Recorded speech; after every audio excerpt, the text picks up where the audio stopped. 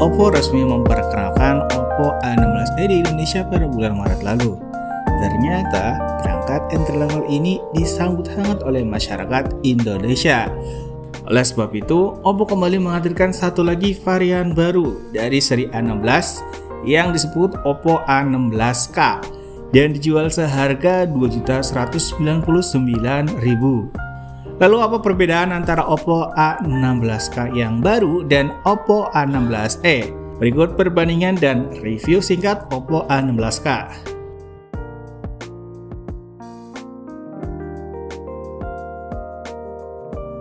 Kebetulan saya masih memegang Oppo A16e yang berwarna biru, sedangkan untuk Oppo A16K berwarna hitam. Dari segi desain, kedua perangkat ini sama rupanya, termasuk dimensi bodi dan beratnya. Bentuknya yang ringkas, desain yang simple, dan kesan mewah saat digenggam menjadi nilai lebih yang diberikan oleh mereka. Perlu diketahui bahwa Oppo A16e biru dan A16K hitam memiliki sentuhan akhir yang berbeda pada penampang belakangnya, yaitu glossy dan matte. Nah, perbedaan utama antara Oppo A16e dan A16K terletak pada dapur pacu dan konfigurasi memori yang diberikan. Oppo A16e ditenagai chipset MediaTek Helio P22, RAM 3GB, penyimpanan Intel 32GB dan dijual Rp1.799.000. Sementara Oppo A16K dibanderol Rp2.199.000 dengan konfigurasi memori lebih besar, yaitu RAM 4GB dan penyimpanan internal 64GB. Diotaki chipset MediaTek Helio G35 yang sama seperti Oppo A16 yang sedikit lebih bertenaga. Sekarang fokus ke Oppo A16K. Di bagian depan mengenas layar water drop notch yang menampung kamera depan 5MP. Sama seperti A16e, perangkat ini tidak dilengkapi sensor sidik jari, tapi Anda masih dapat membuka kunci layar dengan voice unlock atau cara tradisional menggunakan kata sandi. Layarnya berukuran 6,52 inci menggunakan panel IPS LCD, disokong resolusi HD+, dan berlapis Gorilla Glass 3. Kualitas layarnya terbilang oke, cerah hingga 480 nits dan punya sudut pandang yang luas. Oppo juga telah menyematkan fitur All Day Eye Care, yaitu Eye Comfort di pengaturan layar yang bisa diaktifkan seharian penuh atau dijadwalkan otomatis. Suhu warnanya bisa disesuaikan, ada mode dark, dan bagi yang hobi membaca bisa mencoba opsi black and white.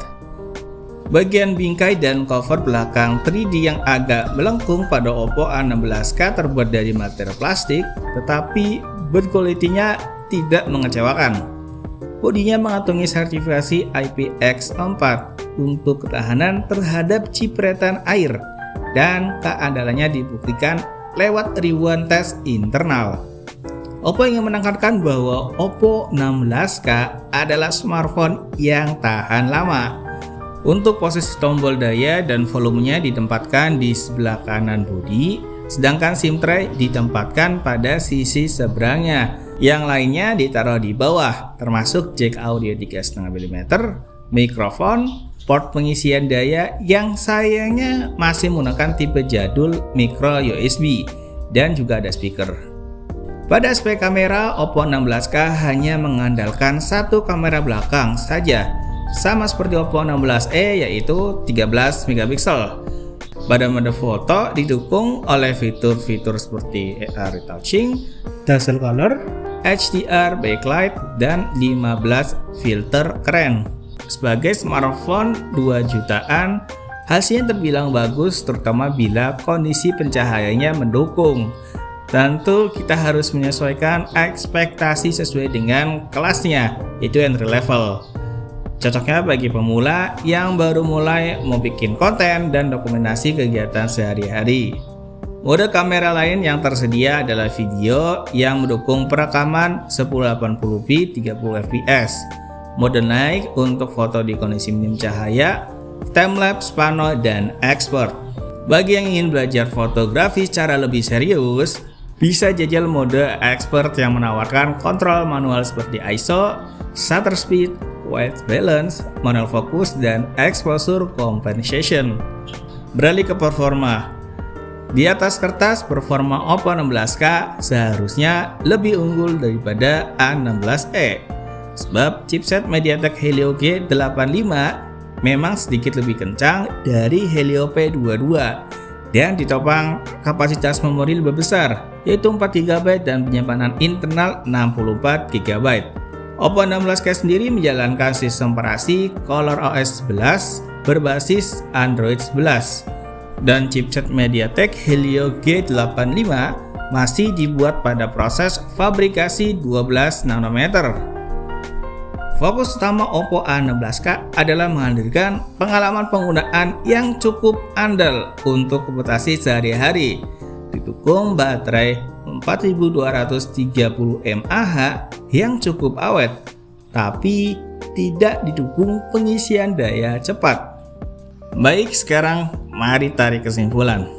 Oppo A16K bisa disebut sebagai versi plus dari A16e yang datang dengan chipset yang sama seperti A16 yang sedikit lebih cepat dan dibekali konfigurasi memori lebih besar, yang mana membuat harganya naik menjadi Rp2.199.000.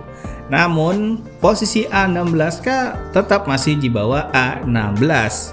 Apapun yang Anda pilih, entah itu A16, A16e, atau A16K yang baru, ketiga perangkat entry level ini berfokus menawarkan pengalaman penggunaan yang lancar untuk komputasi sehari-hari.